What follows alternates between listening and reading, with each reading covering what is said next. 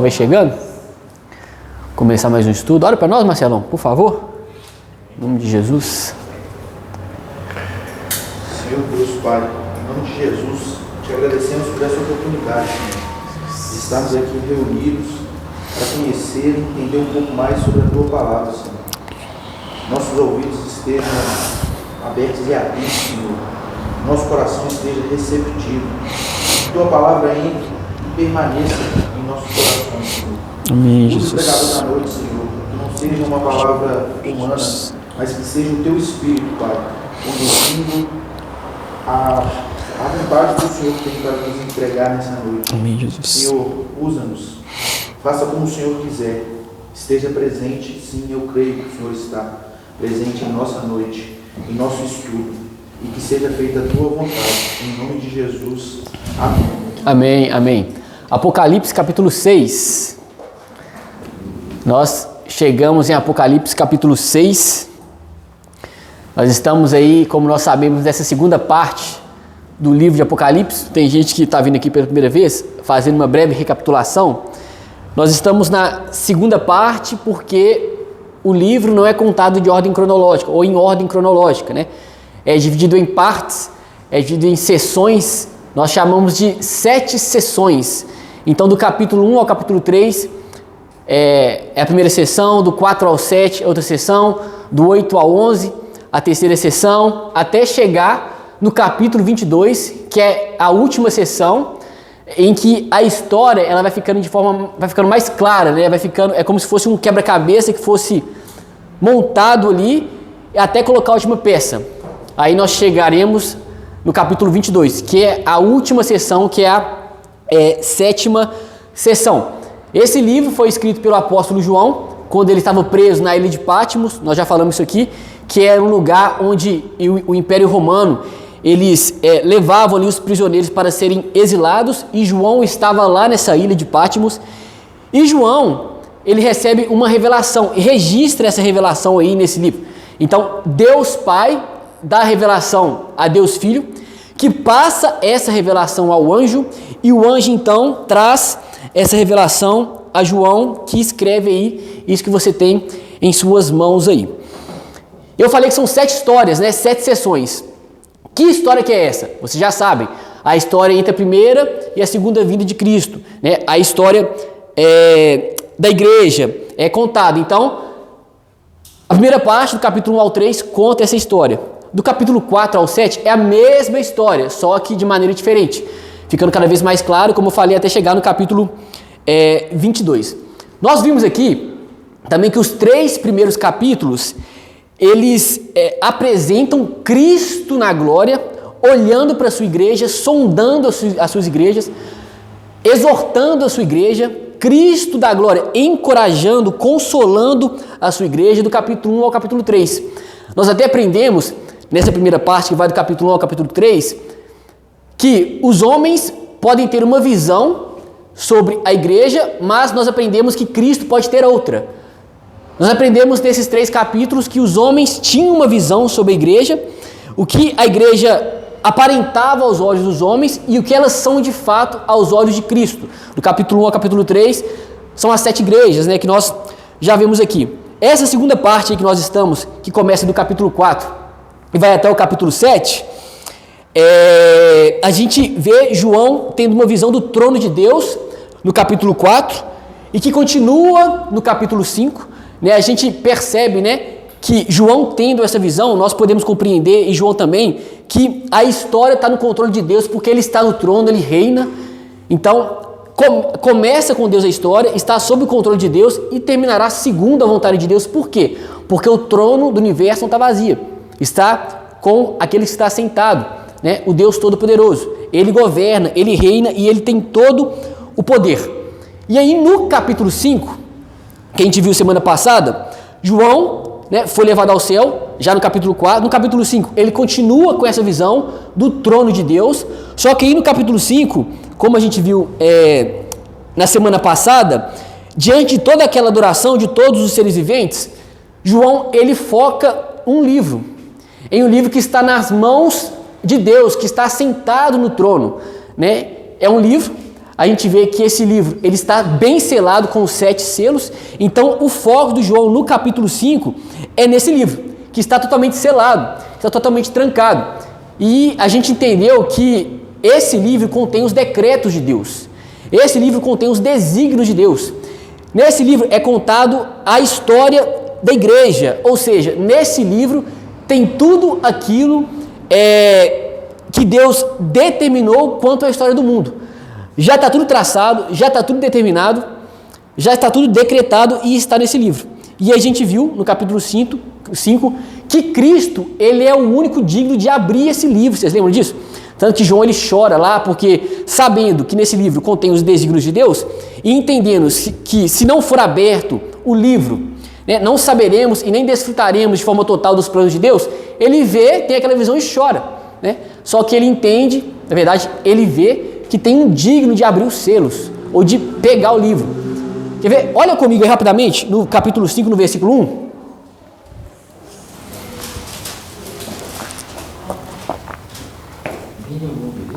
Isso. Vamos só passar até esses 6, 7 versículos aí. Ele fala, né?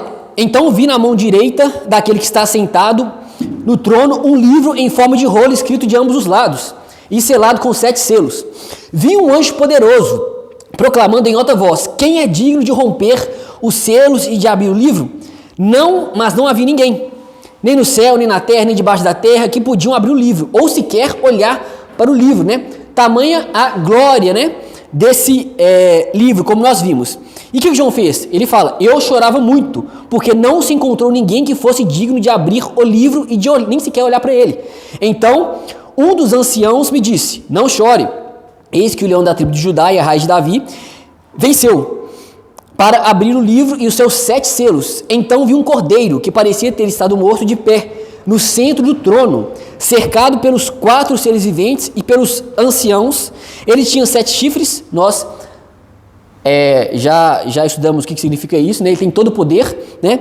Ele tinha 7 olhos, aquele que vê tudo, que são os 7 espíritos de Deus enviados a toda a terra. Então aqui a gente vê a onipotência, a onisciência e a onipresença de Deus, né? E ele se aproximou e recebeu o livro da mão direita daquele que estava assentado no trono. Então Jesus, aqui, ele pegou o livro, né? Cristo é o único que tem toda a autoridade, toda a legitimidade, como nós vimos, para abrir esse livro. E o texto fala por que ele tem toda a legitimidade, por que ele tem toda a autoridade. O texto fala porque ele venceu, não é isso que falei? Ele venceu. Mas como que ele venceu? A vitória dele foi ter pagado com seu sangue pela vida do seu povo, não é isso? Essa foi a vitória. Ele comprou para Deus, né, por meio do seu sangue, pessoas de toda tribo, língua, raça e nação. A gente viu isso. Essa foi a vitória. Então o cordeiro, ele é digno, ele pode abrir, ele tem toda a legitimidade porque ele venceu. Mas venceu como? Morrendo, para salvar todo aquele que nele crê, né? Então é isso. E aí estamos diante desse cenário, né? O cordeiro pegou o livro está selado. E aí no capítulo 6, ele começa a abrir os selos desse livro. Quem, né? O cordeiro, Jesus. E revelar o que é com isso? Os desígnios de Deus. Ele começa a abrir o selo aí, como eu falei. Por quê? Que são os desígnios de Deus. A gente vai ver que nesses selos, né, no livro, estão os juízos de Deus para a terra e para o pecado, e também as vitórias do seu povo e da sua igreja. Está nesse livro, né? Está lacrado até então. Então, abrindo, revela então os desígnios de Deus. Ou seja, irmãos, os 7 selos que a gente vai ver aqui, eles descrevem, né, esses momentos, desde a ascensão de Cristo até a sua volta. Como eu disse, né, são as linhas gerais de todos os acontecimentos entre a primeira e a segunda vinda de Cristo. Então o cordeiro venceu e ele está com o livro na mão. E agora ele vai começar a desatar os selos, vai abrir e revelar para a gente esses acontecimentos da história, plano de Deus, desígnio de Deus, decreto de Deus, vontade de Deus. A gente vai saber por quê. Porque Cristo ele venceu e ele agora é digno para abrir o livro. Amém, irmãos? Até aqui? Chegamos então no capítulo 6. E ele começa a falar, versículo 1. João, né? Que estava chorando antes, Agora não está mais. Capítulo 6, versículo 1. Observei quando o cordeiro abriu o livro dos 7 selos. Então ouvi um dos seres viventes dizer com voz de trovão: venha. João está no céu, vendo o trono de Deus assentado nesse trono, né? E Deus sentado nesse trono. Ao redor, 24 anciãos. Ao redor, os 4 seres viventes, ou seja, toda a criação ao redor em adoração, adorando. Cristo chega, se dirige até o trono, pega o selo para abrir e começa a desatar. Um dos 4 deles diz: venha, venha. 2 interpretações para isso. Quando um dos 4 seres viventes aí diz venha, pode ser chamando João para ver. Até então João estava chorando, de desespero. Mas aí descobriu que tem um que é digno para abrir os selos, revelar o plano e propósito de Deus. O que João fala? O que João ouve então? Venha, ou seja, vem João, vem ver aquilo que você tanto ansiava. Venha ver aqui o que vai sair desse primeiro selo que está sendo desatado pelo Cordeiro de Deus. Venha. Ou então, uma outra interpretação é que esse venha de um desses 4 seres viventes aí é chamando o primeiro cavalo para sair. Porque a gente vai ver que até o versículo 8 aí que a gente vai ver hoje são os polêmicos 4 cavaleiros do Apocalipse. Então, provavelmente, ou chamando João, ou chamando um dos 4 para sair. Venha. E aí, quando ele ouve, venha com voz de trovão aí, não é isso? Versículo 2. Olhei e vi diante de mim que estava um cavalo branco. Então, João vê primeiro o quê? Um cavalo branco. E existem diversas interpretações sobre o que seria esse cavalo branco. Então, vou apresentar algumas. Primeiro, alguns interpretam o cavalo branco com o seu cavaleiro aí, sendo o anticristo. E o argumento, né, para isso é que o Apocalipse, ele usa imagens duplas para fazer contraste. E isso é uma verdade. Como assim? Por exemplo, no Apocalipse, nós vemos 2 mulheres, por exemplo. A gente vê a mulher, lá em Apocalipse capítulo 12, a gente vai chegar lá, a gente vê João falando de uma mulher, que nós entendemos que essa mulher, ela significa os salvos do Antigo Testamento. A gente vai chegar lá, só para a gente entender de maneira geral. Essa mulher, para mim, significa, na minha visão do Apocalipse, significa os salvos da nação de Israel. Então, tem uma mulher. Mas também Apocalipse, ele apresenta uma outra mulher, que João chama de grande meretriz, né? Ou a prostituta. Está lá no capítulo 17. E essa grande meretriz, ou essa prostituta, representa o desejo pelo prazer, representa o desejo pelo mundanismo, representa o desejo de viver sem regras. A gente vai entender isso. Então, 2 mulheres. Outra coisa, 2 cidades. Nós sabemos que o Apocalipse também fala de uma cidade, a Jerusalém Celestial, não é isso? A Nova Jerusalém, que alguns entendem que essa Nova Jerusalém é onde é a igreja e aonde a igreja irá morar eternamente, que vai ser o novo céu e nova terra. Uns entendem que a Nova Jerusalém é a igreja de fato, outros entendem que a Nova Jerusalém é um lugar, né? Mas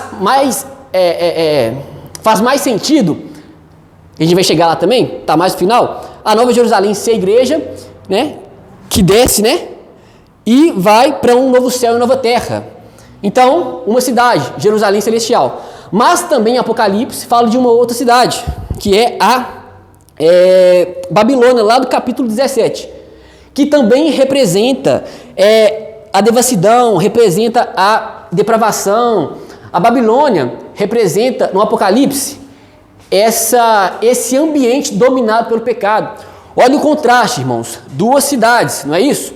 Uma cidade, Nova Jerusalém. Outra cidade, Babilônia. Se opondo uma a outra. 2 mulheres. A mulher, que significa, que eu falei, os salvos da nação de Israel. E a outra mulher, que é a grande meretriz, a prostituta. Olha o contraste aí. E também 2 personagens. A gente vê isso também no Apocalipse. No Apocalipse nós vemos o Cordeiro, que é Cristo, mas nós também vemos a besta, que alguns entendem que essa besta é o anticristo, que é uma oposição máxima a Cristo e a sua igreja. É um sistema mundano que se opõe aos princípios de Deus. E nesse sentido, o anticristo estaria se contrapondo a Cristo. Por isso que alguns entendem que o cavalo branco pode ser o anticristo. Por quê? Embora o branco, em Apocalipse, a gente vê sendo referido sempre a uma justiça, a uma retidão, tendo essa visão desses contrastes, o branco aqui seria uma inocência encenada, fingida. O branco aqui, ele seria um político, um anticristo, né? E é branco porque ele seria um político que viria, mais um político impostor.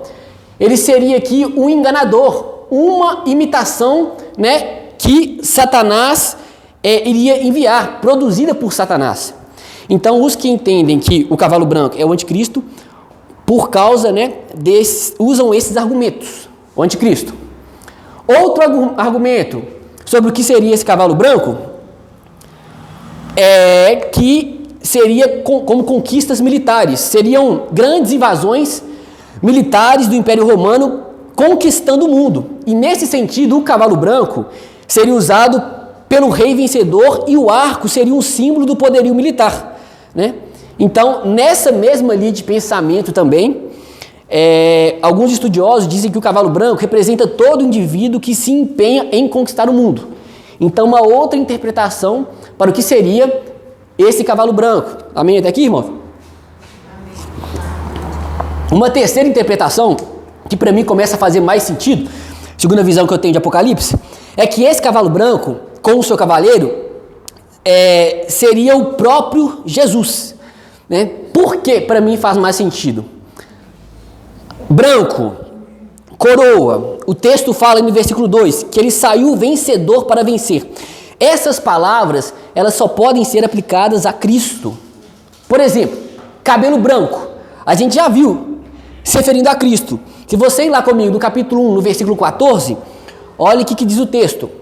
Sua cabeça e seus cabelos eram brancos como a lã, tão brancos quanto a neve, e os seus olhos eram como chama de fogo. Jesus, cabelo branco, não é isso? Pedrinha branca, ou seja, o branco sempre indo para o lado do bem, né? E não do mal. Do lado da pureza, do lado da retidão. Apocalipse capítulo 2, versículo 17, se você abrir comigo, vai falar assim, ó, aquele que tem ouvidos para ouvir, ouça que o Espírito diz às igrejas. Ao vencedor, darei do maná escondido. Também lhe darei uma pedra branca, com um novo nome nela escrito, conhecido apenas por aquele que o recebe. Quem dá a pedra branca? É Cristo também que dá a pedra branca. Ou seja, branco relacionado a Jesus. Outra questão de branco está relacionada a Cristo. Nuvem branca. Tem um texto que fala, olhei e diante de mim estava uma nuvem branca e assentado sobre a nuvem alguém semelhante a um filho do homem. Ele estava com uma coroa de ouro na cabeça e uma foice afiada na mão. De novo o branco se relacionando a Jesus, relacionado a Jesus. Então o branco no Apocalipse, tirando base nesses textos, entre outros, sempre é usado como um símbolo de retidão, como um símbolo de justiça. Por isso fica difícil com isso se referir o branco ou o cavalo branco ao anticristo ou ao diabo, né? Ou alguma força do mal. Faz mais sentido, né? Se referir aí mesmo a Jesus. Até porque o texto do capítulo 2, aí que nós estamos nele, fala que o cavaleiro saiu vitorioso, saiu para vencer, não é isso? Versículo 2 fala, olhei e diante de mim estava um cavalo branco. Seu cavaleiro empunhava um arco e foi-lhe dado uma coroa. Ele cavalgava como um vencedor determinado a vencer. Isso aqui, determinado a vencer, dá uma ideia de invencibilidade. E nós sabemos que o diabo não é invencível, né? Muito pelo contrário. Então é mais provável que esteja falando de fato de Cristo aqui, do que de Satanás, né? Até porque um dos argumentos mais fortes para quem acredita que o cavalo branco é de fato Cristo, está em Apocalipse 19, versículo 11. Esse eu quero que você abra comigo. A gente vai chegar lá ainda daqui a muito tempo, né? A gente está no capítulo 6 ainda. Mas só para pautar, né? Esse argumento aí, dos que acreditam que esse cavalo branco é Jesus saindo. 19, 11.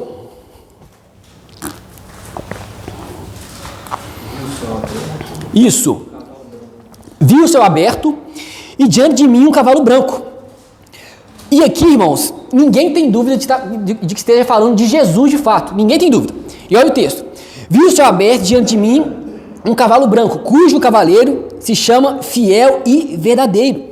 Ele julga e guerreia com justiça. Seus olhos são como chamas de fogo, e sua cabeça há muitas coroas. E um nome que só ele conhece, ninguém mais.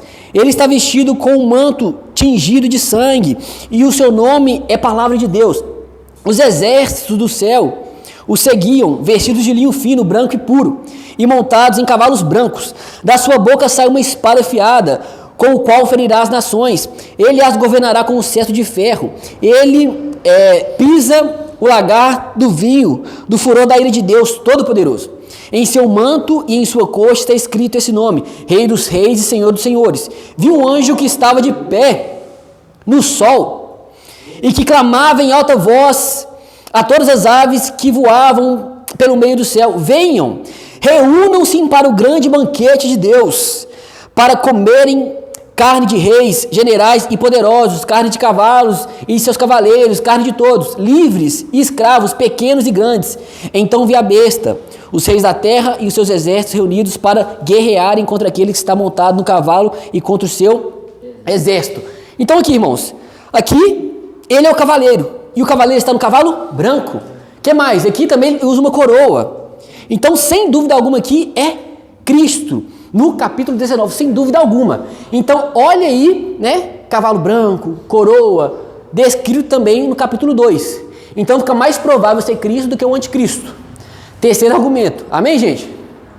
Porém, tem um outro argumento também fortíssimo, que talvez eu me incline mais a ele, embora todo esse argumento aí de ser Cristo, que interpreta o cavalo branco ou seu cavaleiro como sendo a pregação do Evangelho, a expansão do Evangelho, por alguns motivos. Primeiro, quem que abre o selo, irmãos? Primeiro selo? Jesus. Cristo que abre o primeiro selo. Então, como ele abre o primeiro selo, ele sai do selo. Então, é um argumento que eles usam. Não pode ser Cristo, porque ele está abrindo o selo, ele está desatando. Então, ele desata o selo. O outro argumento, tá certo que em Apocalipse, capítulo 19 aí, é Cristo de fato. Mas a arma do cavaleiro é espada, não é verdade? Nós vemos que é espada. Aqui no capítulo 2, a arma é um arco. É um arco. Então, a gente já percebe uma diferença, né? Há uma diferença. É um arco aqui e lá é uma espada. E o outro argumento a favor de ser a pregação do Evangelho é o seguinte: eu já falei que o Apocalipse não é uma história contada de forma cronológica, né? São partes, são sessões, e são 7 histórias, né? 7 sessões, contado a mesma história, só que de maneira diferente, e cada sessão tem mais detalhes. Então vamos lá. Na cronologia dos selos, qual o selo que é aberto primeiro? É do cavalo branco, não é isso? O que vem antes desse selo aí, que é aberto? Capítulo 5. O que tem no capítulo 5 que nós vimos? É Cristo sendo coroado, não é isso? Chegando no céu, sendo coroado, tomando o livro da mão daquele que está sentado. Quem está sentado? Deus Pai, no trono. Então ele toma, né, o livro, ou seja, o que significa isso? A gente já entendeu que é Cristo tendo agora o governo. É Deus Pai passando todo o governo para o Deus Filho, né? Para ele reinar de fato. E aí, antes do capítulo 5, antes de Cristo ser coroado, temos o capítulo 4. Só que o capítulo 4, a gente não vê Cristo, Deus Filho, a gente vê Deus Pai sentado no trono. Ou seja, no capítulo 4, Cristo ainda estava na terra. Então, é mais ou menos assim: Cristo vive e tal, ele morre, né?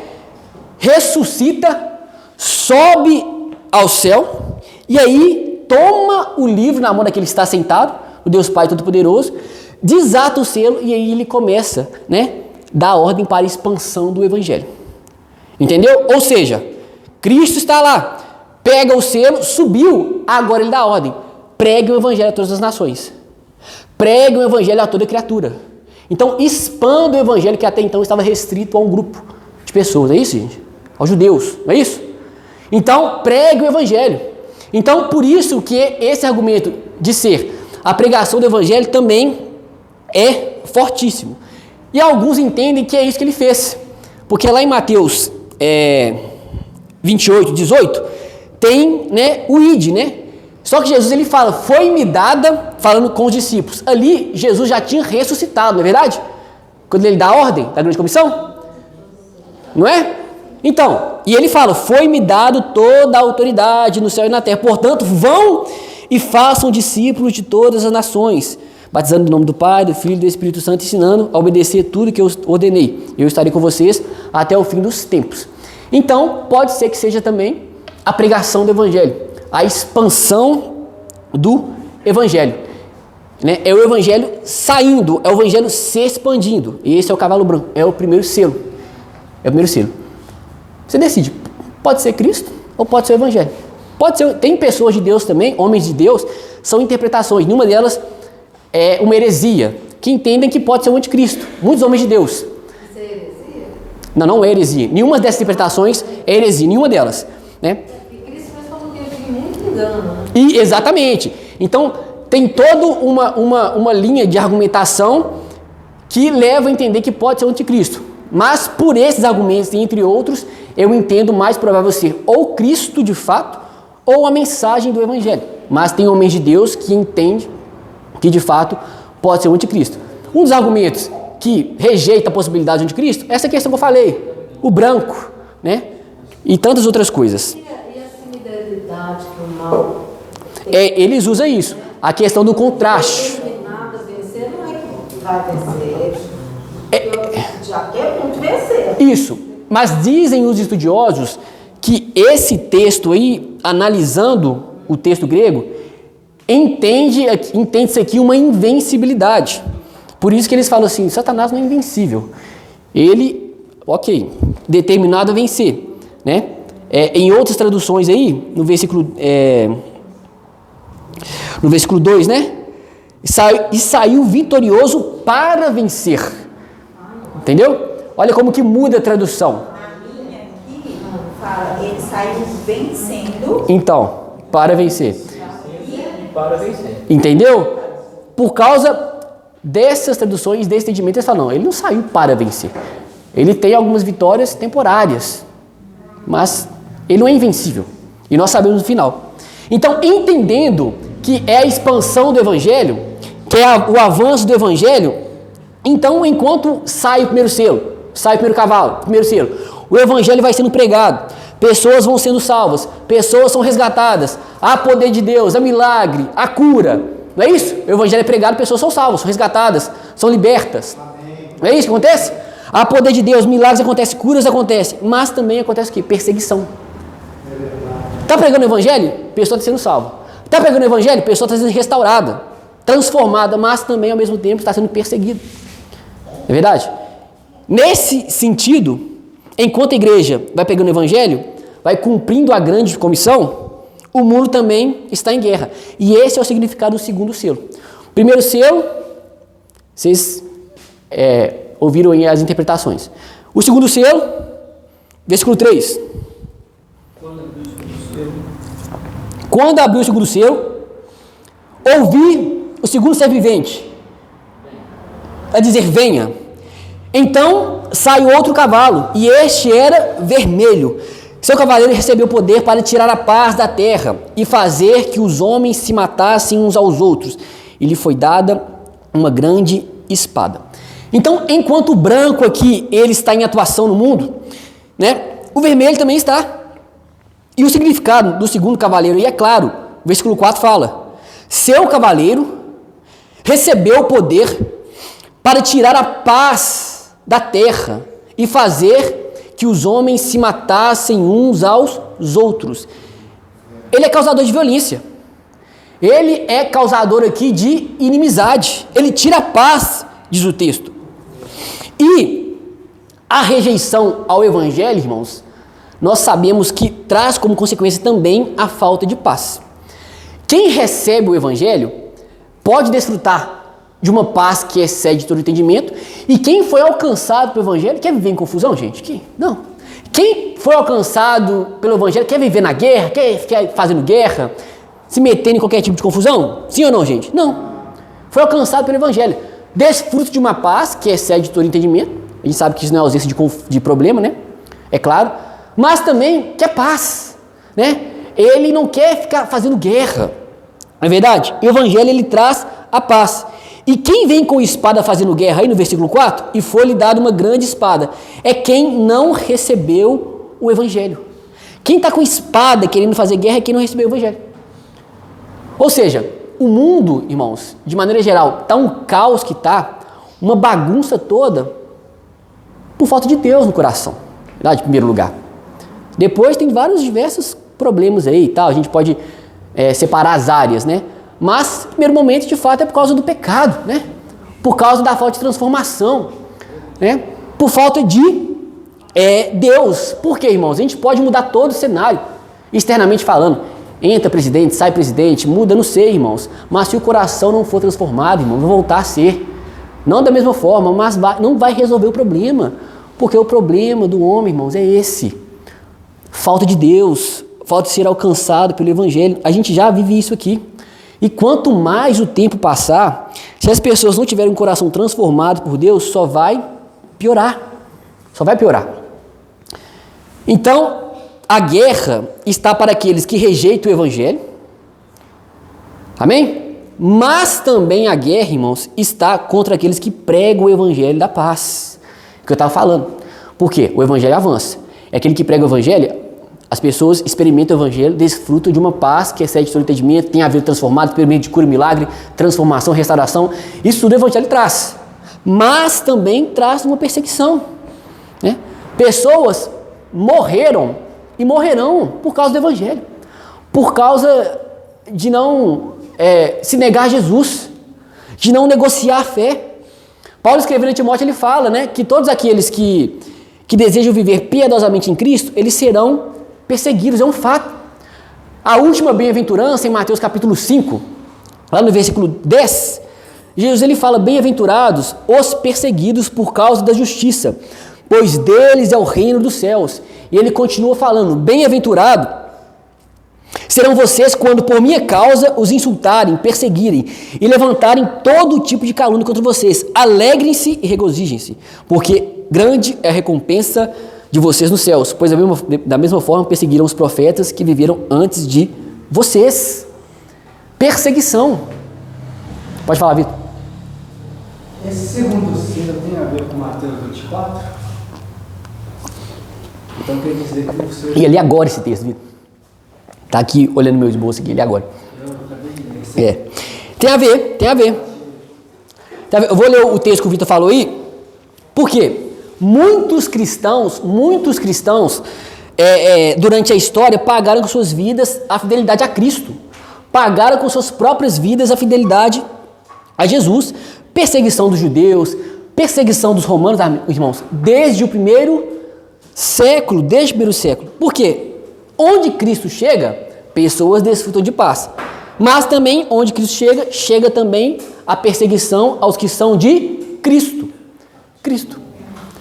O Vitor falou em Mateus 24, versículo 6, de fato fala isso.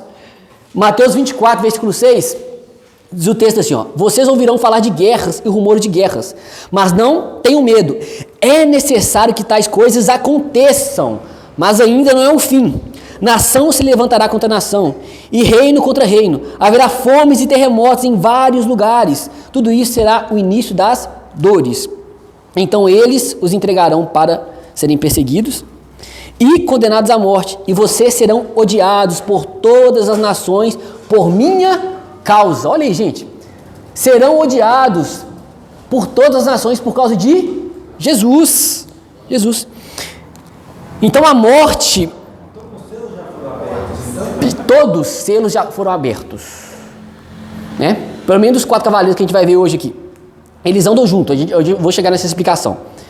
Eles estão em atuação. Enquanto o evangelho está sendo pregado, perseguição também está acontecendo, né? O evangelho está sendo expandido, mas a perseguição também. Isso desde o início. Então aí a morte pela guerra marcaria esses tempos que nós já estamos vivendo, mas que só vai ir piorando com o tempo. Então é isso que o cavalo vermelho significa. Significa morte, né? Aí, marcada pelas guerras. E vermelho por causa de sangue, né? E sangue derramado por causa das mortes, por falta de paz, por causa das guerras. Então esse é o segundo selo. E ele continua desatando o selo. Aí vai para o terceiro selo. Capítulo 5.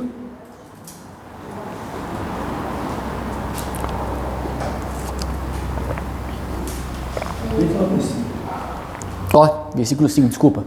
Versículo 5. Versículo 5, gente, capítulo 6. Perdão. Quando o cordeiro abriu o terceiro selo, ouvi o terceiro ser vivente dizer: venha. Olhei e vi diante de mim estava um cavalo preto. Seu cavaleiro tinha na mão uma balança. Agora João vê um cavalo preto com um cavaleiro. E esse cavalo preto, diz o texto aí que você leu comigo, ele tem nas mãos uma balança. E esse cavaleiro, ele é conhecido como a fome. Pode ser uma fome em reação à guerra, né? Porque normalmente acontece, né? Tem guerra e logo após tem fome. Mas esse cavaleiro preto aí significa a miséria, significa a pobreza, significa a opressão econômica, significa o racionamento, significa exploração dos pobres. O que João está vendo aqui é que com o passar do tempo teria fome no mundo. Esse é o cavaleiro preto. Porque no versículo 6 ele fala: então ouvi o que parecia uma voz entre os quatro seres viventes. Então primeiro ele vê, né, o cavaleiro com uma balança na mão. E ele olhando aquilo, de repente passa, né, um ser vivente lá, um dos quatro, não é isso? Dizendo: 1 quilo de trigo por 1 denário. Então João está lá, vê o cavalo, de repente vê passando. Olha, 1 quilo de trigo por 1 denário. O que é isso?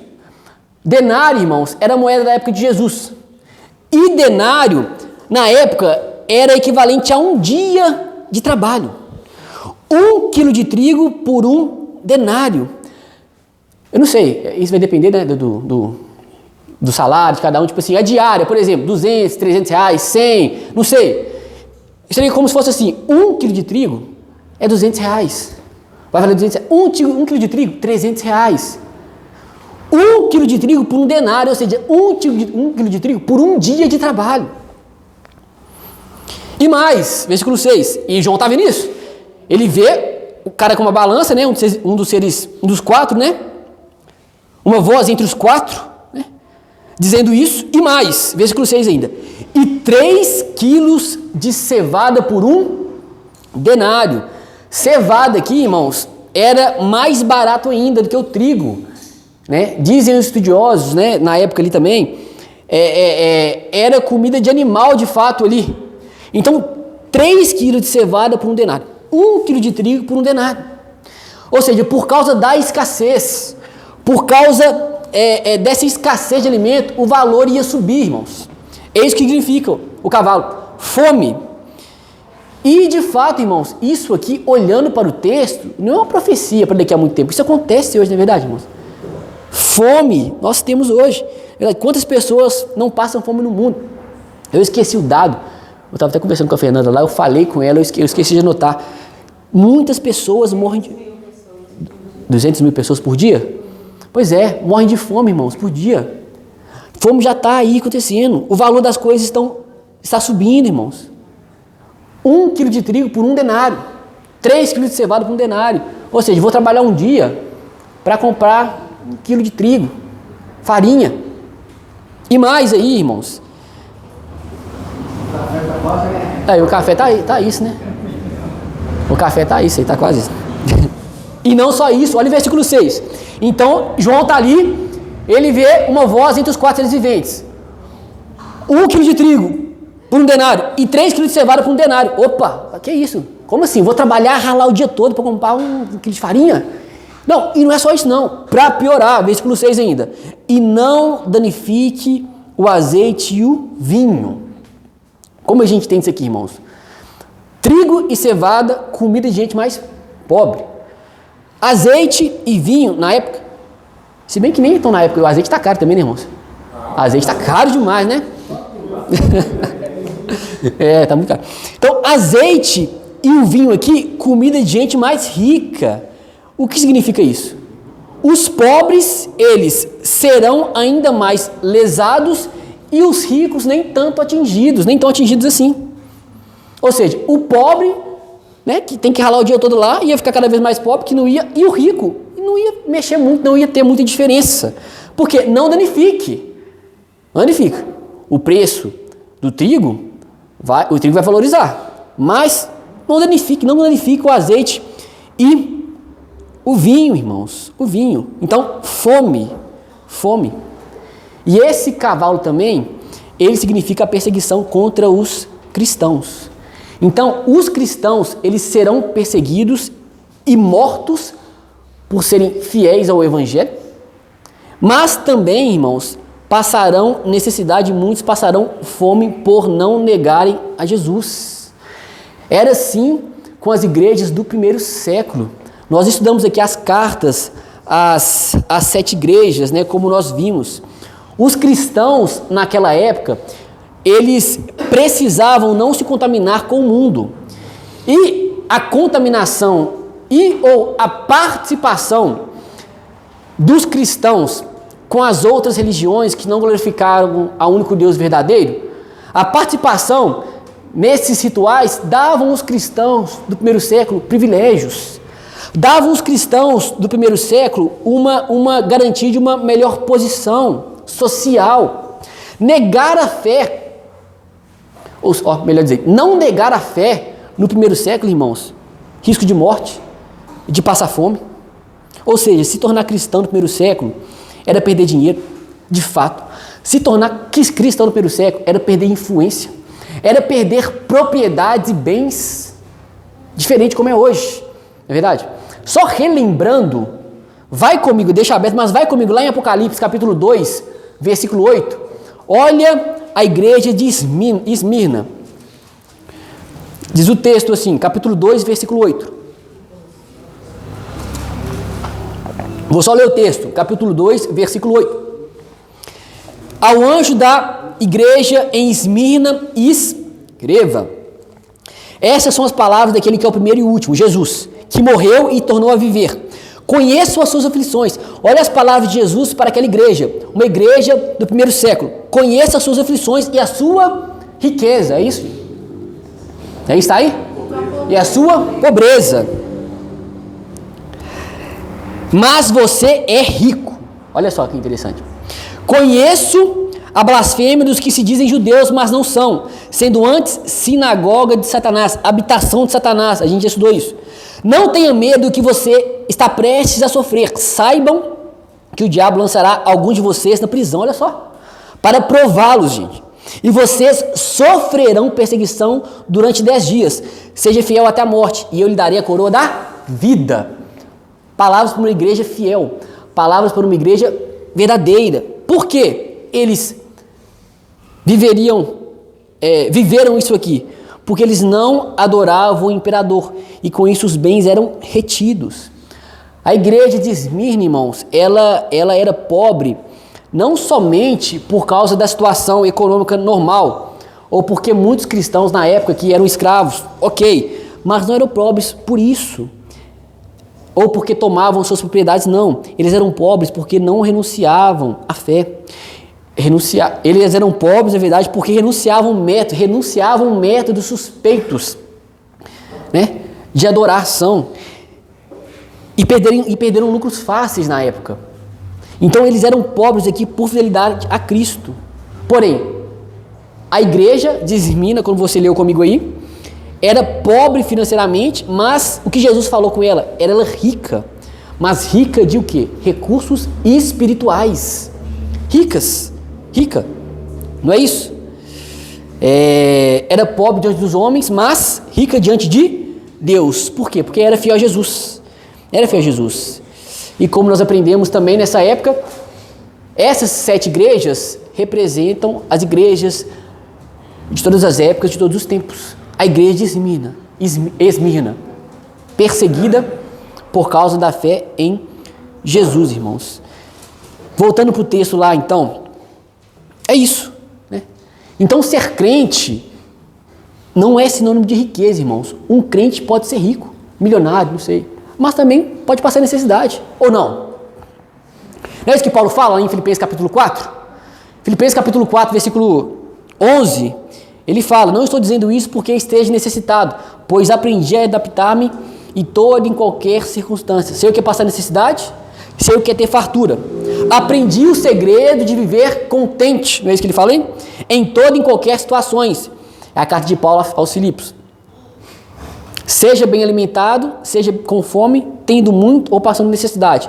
Aí o versículo que todo mundo gosta: tudo posso naquele que me fortalece. Mas tudo posso o quê, irmãos? Isso aqui que vem antes. Posso me passar necessidade, posso ter muito, posso ter pouco, porque minha força não está nos recursos que eu tenho, mas no Senhor. Vem dele. Isso é ser cristão. E aí no versículo 7, do capítulo 6 aí, versículo 7 ele fala, é o quarto selo, isso mesmo. Quando o cordeiro abriu o quarto selo, ouvi a voz do quarto ser vivente dizer: venha. Versículo 8. Olhei e diante de mim estava um cavalo amarelo. E esse é o quarto cavalo, E esses são os famosos 4 cavaleiros do Apocalipse, polêmico aí, esses 4 cavaleiros. Versículo 8 ainda. Seu cavaleiro chama-se Morte, e o Hades o seguia de perto. Na sua Bíblia aí, Hades deve estar inferno, não é isso aí? Inferno, é o Hades. Hades é inferno, é isso mesmo. O inferno, irmãos, vem atrás da morte. A morte derruba, mas o inferno recolhe os mortos. A morte, irmãos, ela leva o corpo para o cemitério, mas o inferno ou Hades pega a alma, E o texto fala: seu cavaleiro chama-se Morte, e o Hades seguia de perto. É claro que a pessoa que morre e vai para o inferno é a não salva, amém? Então, é isso, mas todo mundo vai morrer, E o Hades seguia de perto. E o versículo 8: foi-lhe dado poder sobre um quarto da terra para matar. Então, seja, foi dado poder, mas um poder limitado, porque é Deus quem permite, irmãos, até a ação de Satanás. Tem uma frase, eu não sei se eu vou saber formular ela aqui de maneira certinha, se eu não me engano é de Lutero, que ele fala que o diabo é o diabo na coleira de Deus, é um cão na coleira, é o cachorrinho na coleira de Deus, Esse é o diabo, irmãos. Ele age, mas age limitado pelo Todo-Poderoso. Ele age, mas ele é limitado nas suas ações. Ele vai até onde quer, até onde Deus permite ele ir, Então foi-lhe dado poder sobre um quarto da terra para matar, E como essa morte vai agir? Continuação do versículo. É o quarto cavaleiro. Ela vai agir pela espada. É igual nós vimos já no segundo selo lá, não é isso? E essa espada aqui é a espada de guerra, E a gente pode pensar, quando que esse cavaleiro vai vir?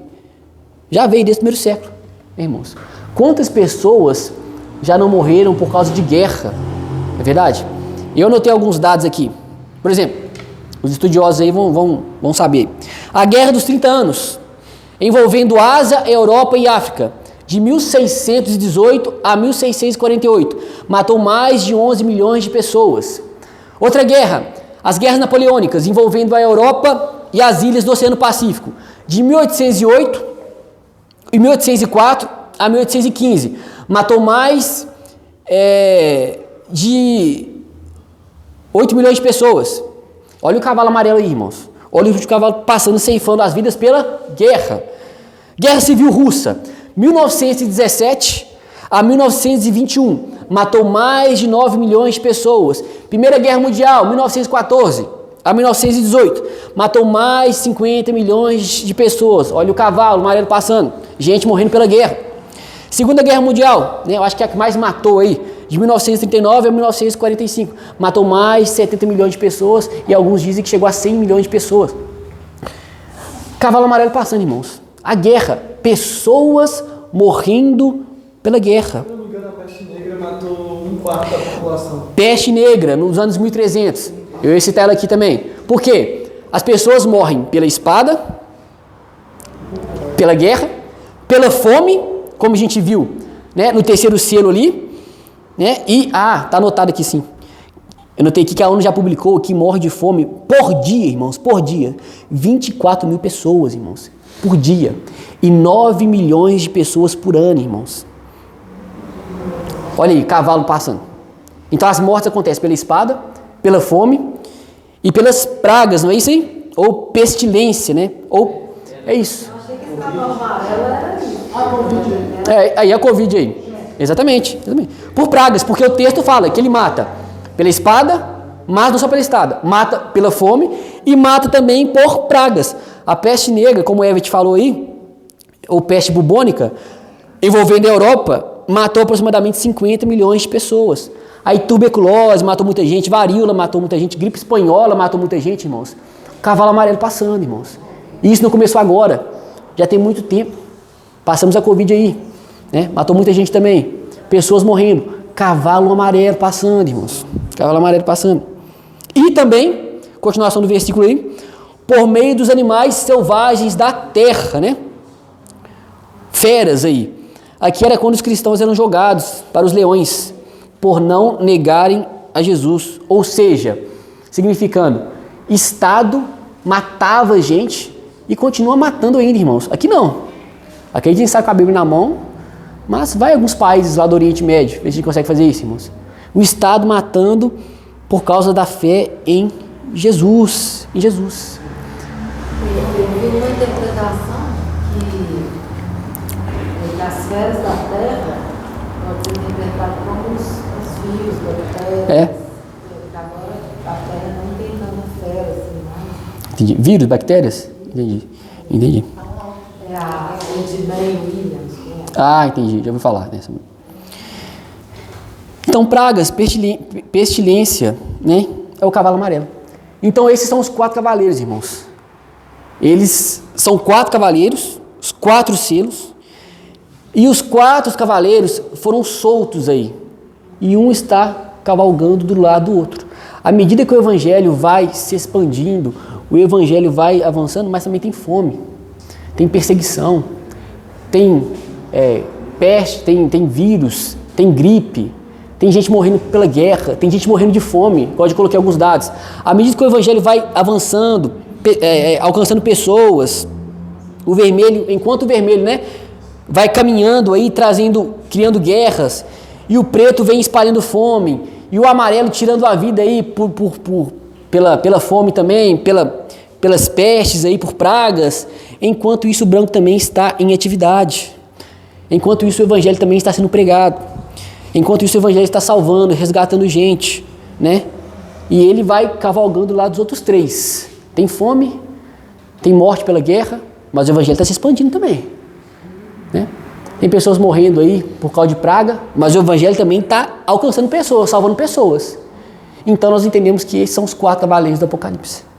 Significando, cavalo branco, você pode escolher a interpretação que você achar mais devida. Essa questão, né, agora passou mais para a questão do evangelho também. Pois é.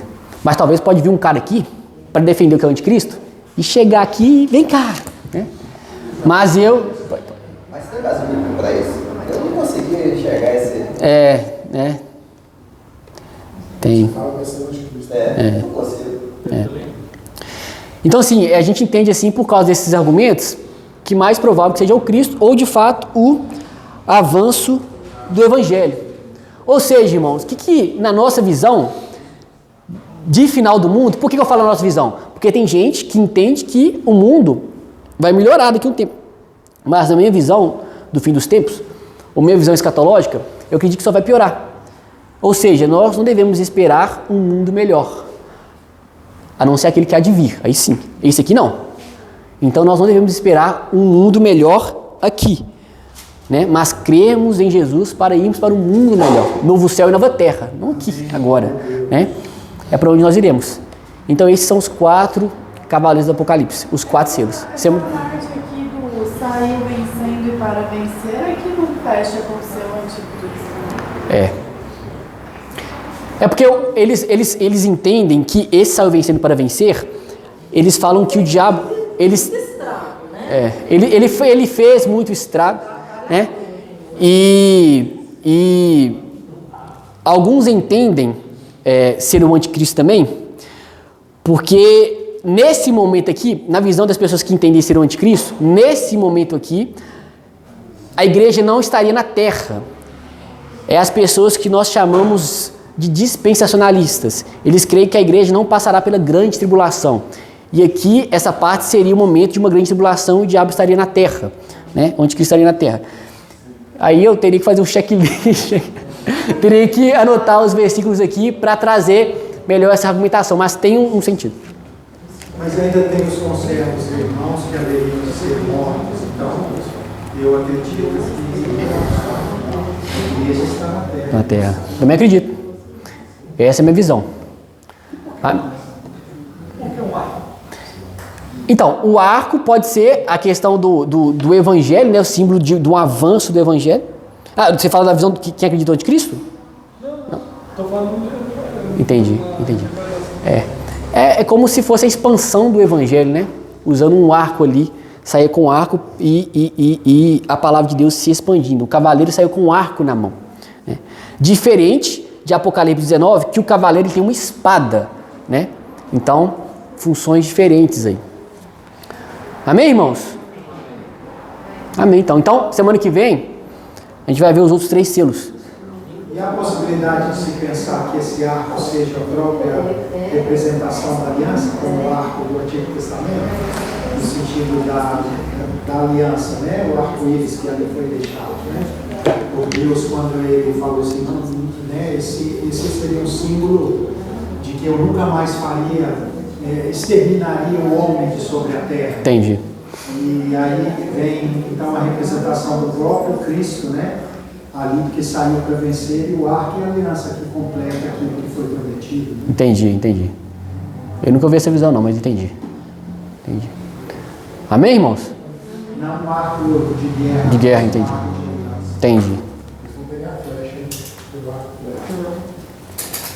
Entendi.